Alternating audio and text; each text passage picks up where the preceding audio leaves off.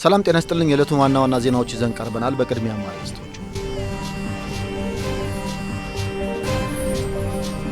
ኢትዮጵያና ቻይና በዘርፈ ብዙ ጉዳዮች ላይ ግንኙነታቸውን በይበልጥ ለማጠናከር ተወያዩ።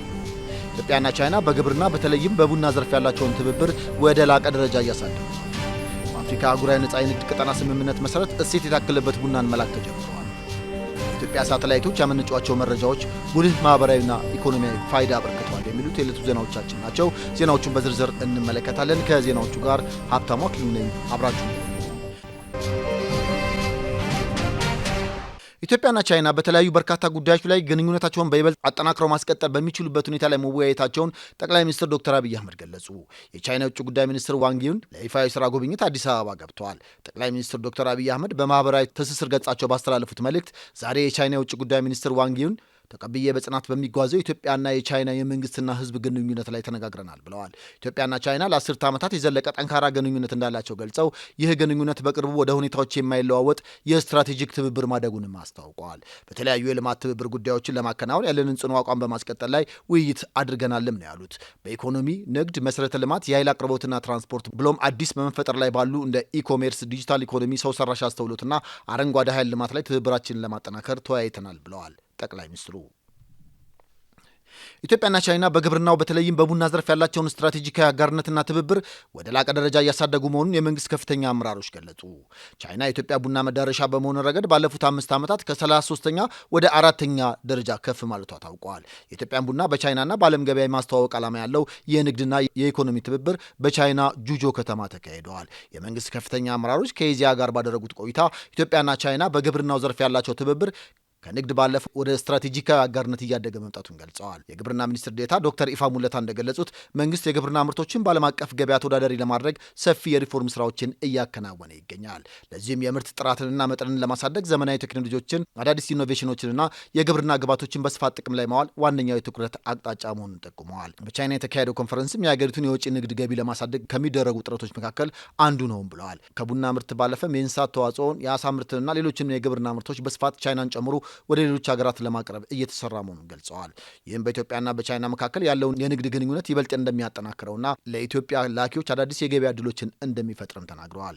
የኢትዮጵያ ቡናና ሻይ ባለስልጣን ዋና ዳይሬክተር ዶክተር አዱኛ ደበላ በበኩላቸው ኢትዮጵያ ለቡና ምርታማነትና ጥራት የሰጠችው ትኩረት በዘርፉ የወጪ ንግድ ከፍተኛ ለውጥ ማምጣቱን አንስተዋል። ኢትዮጵያ ቡና በበርካታ ሀገራት ተመራጭነቱ እየጨመረ መጥቷል ያሉት ዶክተር አዱኛ በተለይም ቻይና ዋነኛ የቡና መዳረሻ እየሆነች ነው ብለዋል። ለአብነትም ቻይና ከ5 ዓመት በፊት የኢትዮጵያ ቡና የውጭ ንግድ መዳረሻ ከሆኑት ሀገራት ከነበረችበት 33ኛ ደረጃ ወደ 4ኛ ደረጃ ከፍ ማለቷንም ተናግረዋል። ይህ ውጤት የተመዘገበው በአንድ በኩል የቻይናውያን የቡና ፍላጎት መጨመር፣ በሌላ በኩል የቻይና መንግስት ለአፍሪካ ሀገራት በሰጠው የነጻ ታሪፍ እድል የተነሳ መሆኑን ጠቁመዋል። የኢትዮጵያ ባለልዩ ጣዕም ቡና በቻይናውያን ዘንድ ተወዳጅነትን እያተረፈ መምጣቱንም ጠቅሰዋል። የሁለቱ ሀገራት የቡና ንግድ ትስስር እያደገ ነው ያሉት ዶክተር አዱኛ በቅርቡ በጁጆ ከተማ በተካሄደው ኮንፈረንስ በርካታ ገዢ ኩባንያዎች መሳተፋቸውና አዳዲስ የገበያ ትስስር ስምምነቶች መፈረማቸውን አስረድተዋል።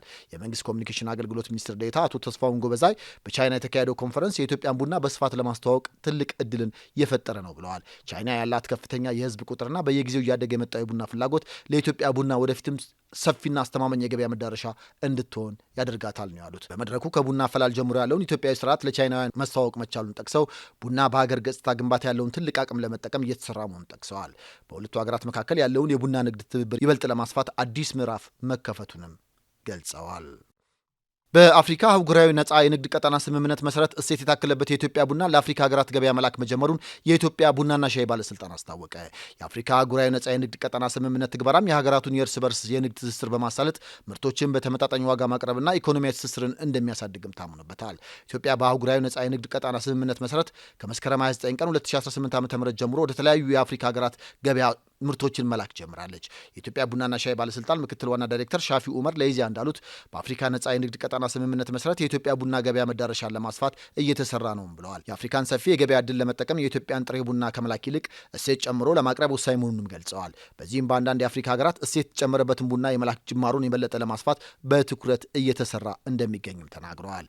ኢትዮጵያ አዳዲስ የቡና ገበያ መዳረሻዎችን እያሰፋች ነው ያሉት አቶ ሻፊ ለአብነትም በ2016 ዓ.ም የኢትዮጵያን የቡና ገበያ መዳረሻ ከ64 ሀገራት በ2017 ዓ.ም ወደ 84 ማሳደግ ተችሏል ብለዋል። የኢትዮጵያን ነባር የቡና ገበያ መዳረሻን በማጠናከርና አዳዲስ ገበያን ለማስፋት በተለያዩ ሀገራት ከሚገኙ የኢትዮጵያ ኤምባሲዎች ጋር በቅንጅት እየተሰራ እንደሚገኝም አስታውቀዋል። ቻይናን ጨምሮ 10 የእስያ ሀገራት የኢትዮጵያን ቡና እየገዙ እንደሚገኝ ጠቁመው በቀጣይም ቡና ላይ እሴት በመጨመር የአፍሪካና እስያ ገበያን ለመጠቀም ከኢትዮጵያ ቡና ላኪዎችና የአውሮፓ ባለሀብቶች ጋር በመቀናጀት እሴት ጨምሮ መላክ ላይ እንዲሳተፉ ይሰራልም ብለዋል።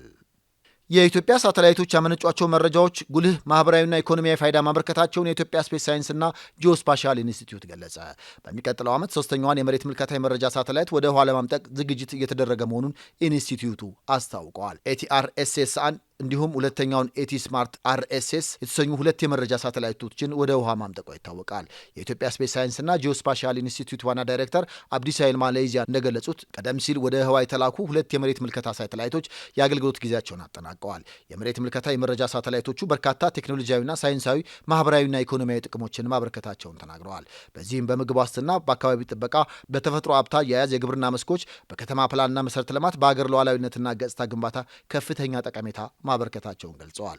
በአሁኑ ወቅትም በሚቀጥለው ታህሳስ 2019 ዓ.ም የምስል ጥራትና የጊዜ ቆይታ አቅም ያላት ኢቲአርኤስኤስ 2 የተሰኘች ሳተላይት ወደ ህዋ ለማምጠቅ እየተሰራ መሆኑን አስታውቀዋል።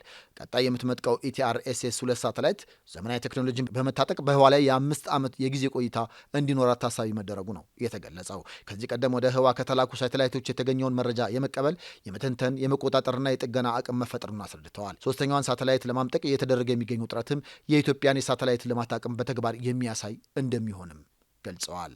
ከዜናዎቹ ጋር ሀብታሙ አክሊሉ ነበርኩኝ። ሰላም ቆዩን።